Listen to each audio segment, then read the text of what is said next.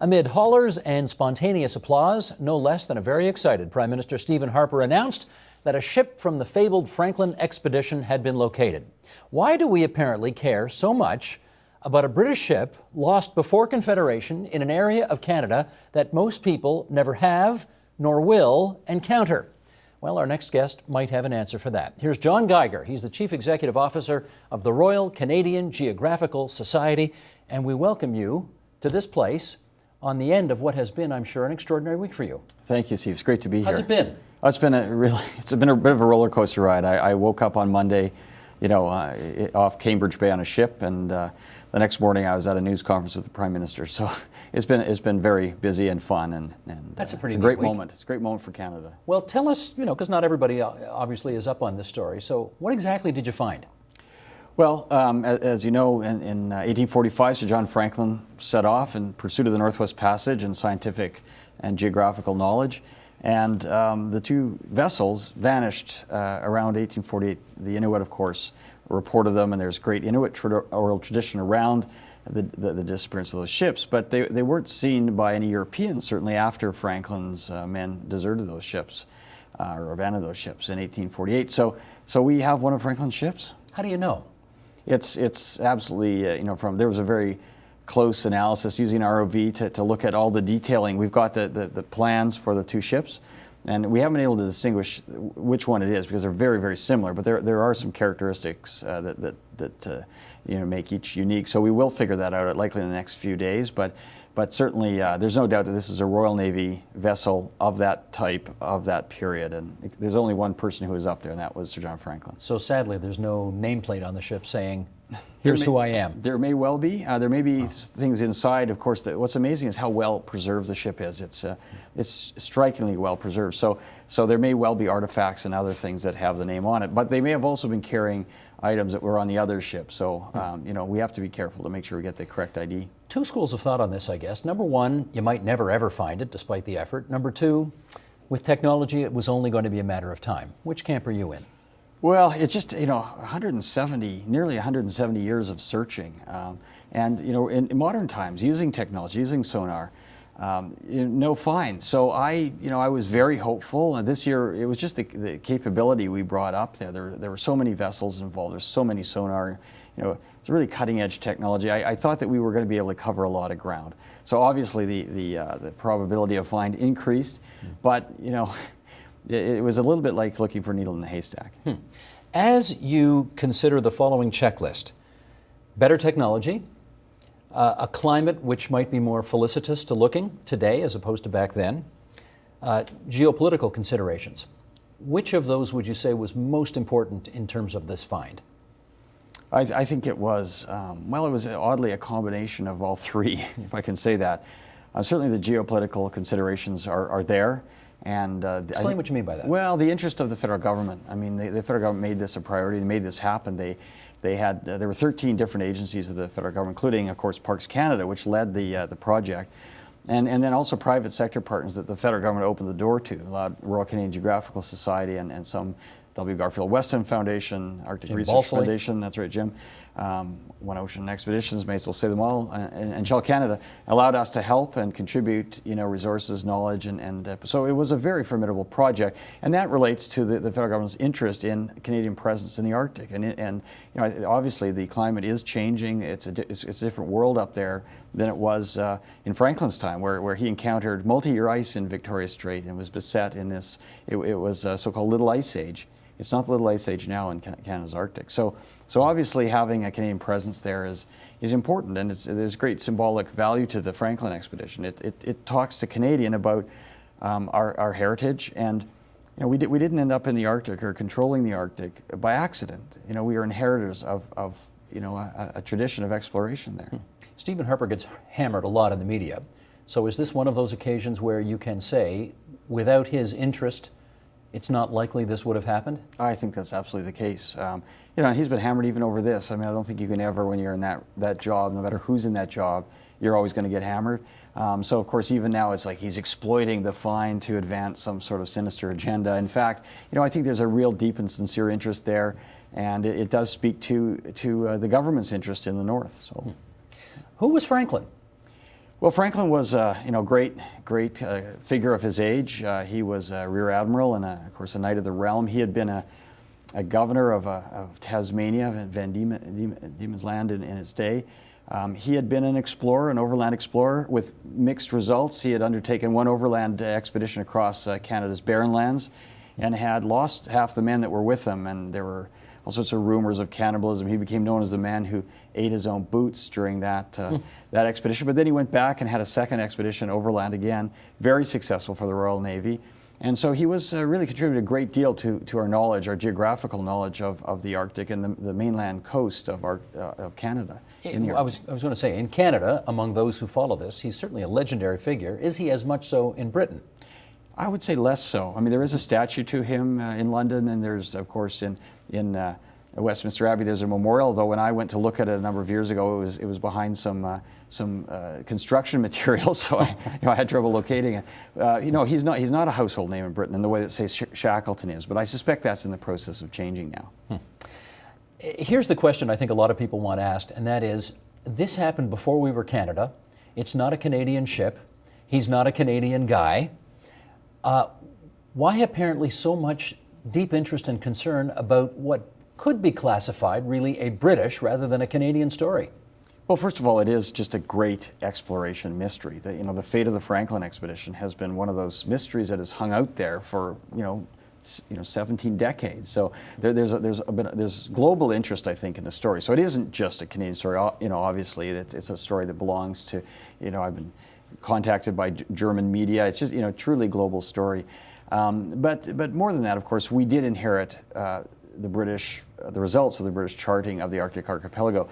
Franklin contributed enormously to it through the mainland coastline work that he did. And of course, the Franklin mass disaster, then sparked this incredible intensive search, first to relieve Franklin and then ultimately to find the ships and try to establish what happened, why things went so terribly wrong. 129 men dead, 2 ships missing. So there was a huge interest to find out what happened to Franklin. So that search for Franklin actually resulted in charting much of the Arctic archipelago. So, Canada's exercise of sovereignty over the Arctic, flows directly from that British period of exploration in the Arctic. But if you're not an Anglophile and you're not a sort of shipping mystery person, if you're a new Canadian, for example, who comes here from South Asia, do you still think you have a piece of this story? Oh, I think so, because we all as Canadians, I think that perhaps people, not newcomers who are just here for a very short period of time, but I think, if anyone who's in Canada for any length of time begins to define themselves as, a northern person, as we are a northern people, we love ice hockey, and we, embrace winter, and we get out and ski and skate, and this is who we are. The idea of the North is a pervasive influence in our culture. And so here is further embodiment of that. Here, what's more is something. This is the true North we're talking about. We who live along the U.S. border consider ourselves a northern people, but in fact, think about the Inuit, of course, who've thrived for centuries in the Arctic and have established a remarkable culture, a unique culture there. And think about the others who have entered and explored that part of our country. Well, let me pick up on the Inuit angle here, because of course you said in your first answer here, they have been saying for decades and decades, we know the ship went down around here, and I wonder if you ran into any Inuit up there who were saying, we told you so. We've been telling you for years it was right here. Well, yeah, and of course that's not a surprise. The Inuit were contacted by the searchers who went into that area, starting with McClintock, 1859, John Ray even earlier. So a number of the explorers and searchers for Franklin who came in after their disappearance went, of course, straight to the Inuit and said, have you seen, through translators, have you seen any evidence? Have you seen people? Have you seen ships? And they collected information, and that was a process that lasted over several decades. And that information was taken seriously and recorded diligently by those searchers. So, the Inuit oral tradition was important then and has remained important throughout this whole process. In fact, the reason that this expedition was focused on 2 search areas, one in Queen Maud Gulf, which is where this find was made, and one to the north in Victoria Strait, is directly related to the Inuit oral tradition. A report of seeing one ship to the south in Queen Maud and one ship that went down off to the west of King William Island. So, the Inuit oral tradition has always played a role. It's not a surprise, and it's in their world.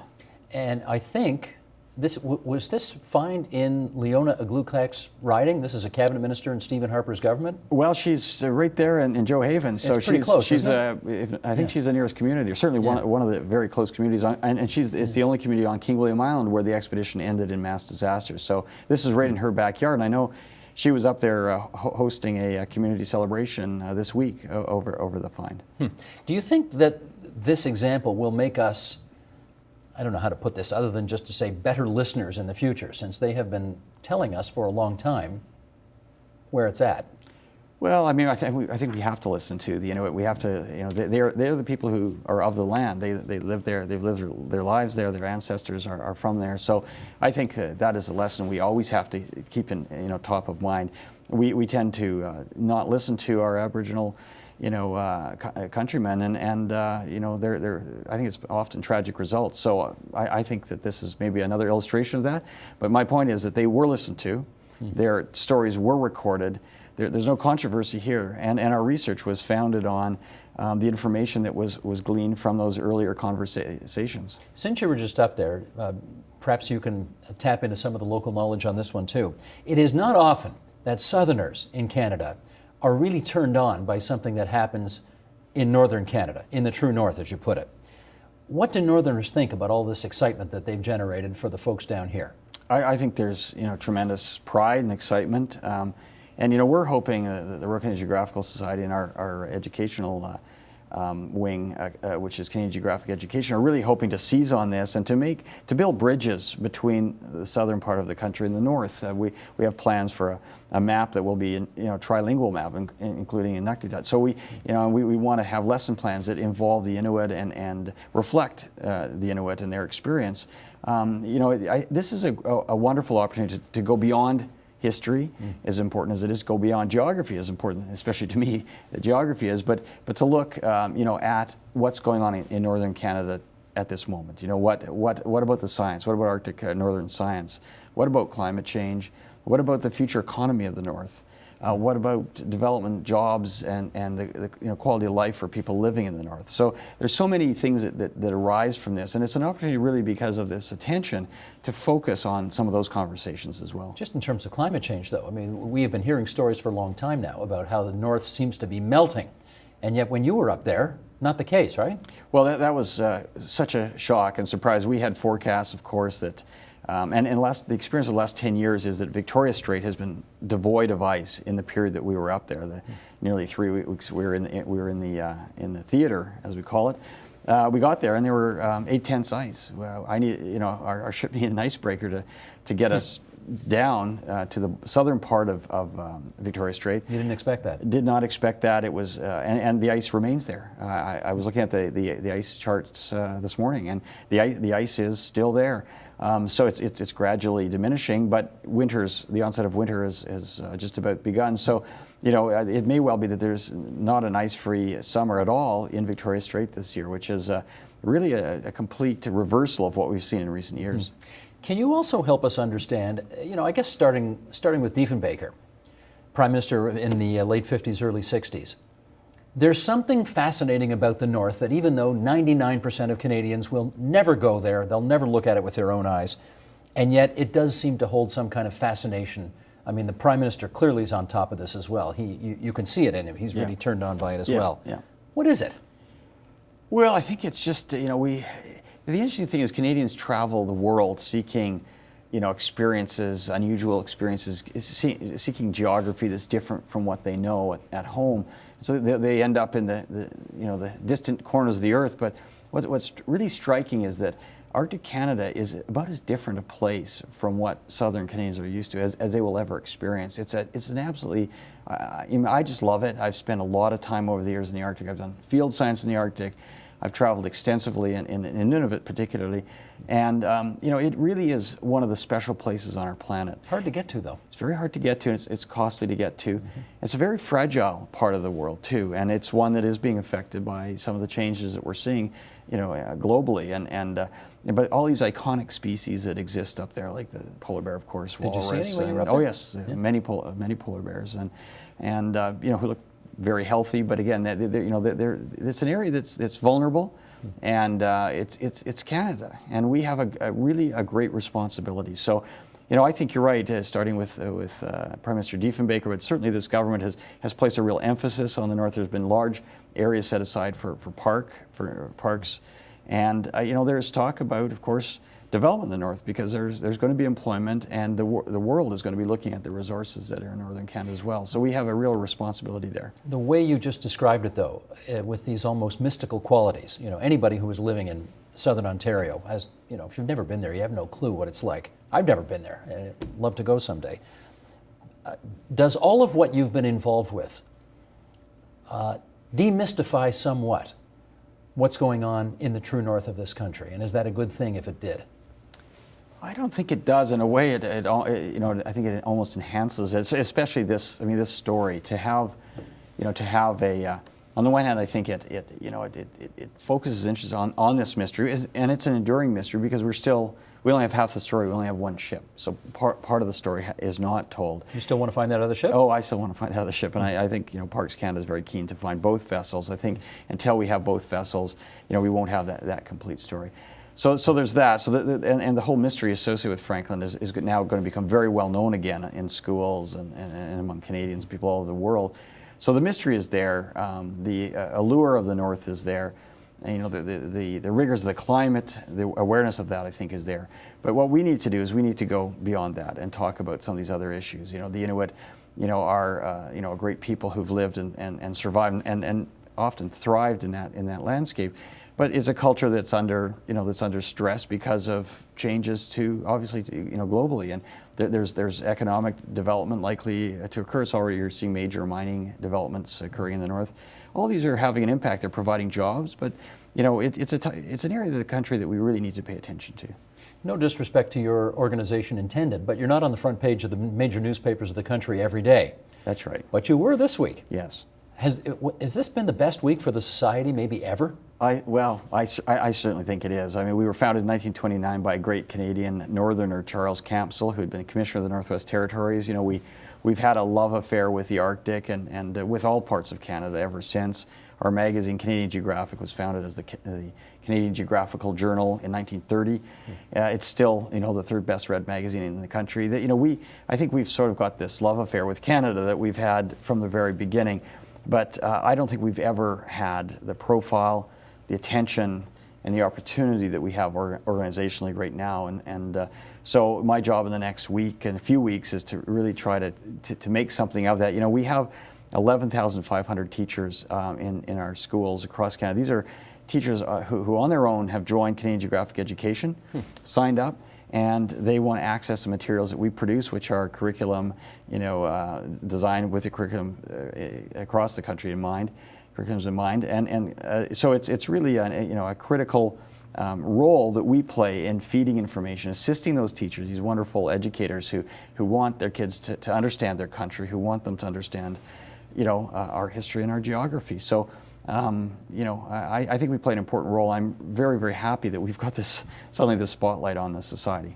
And we're happy to give you just a little bit more spotlight tonight on TVO. Thanks, John, for coming into our studio here in Leaside tonight. Thanks so much, Steve. John Geiger, CEO of the Royal Canadian Geographical Society.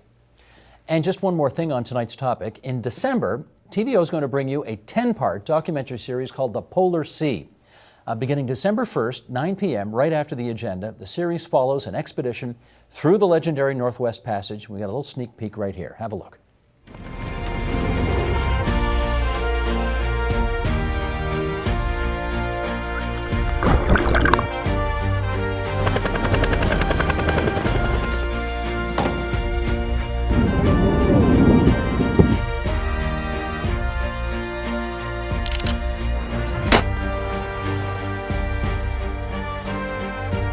Polar bear deterrent.